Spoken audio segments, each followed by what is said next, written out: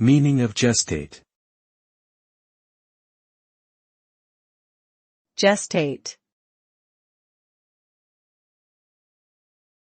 Gestate. Gestate. Gestate.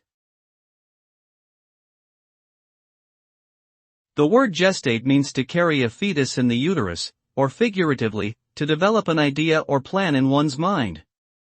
In the first sense, gestation is the period during which a fetus develops from conception to birth.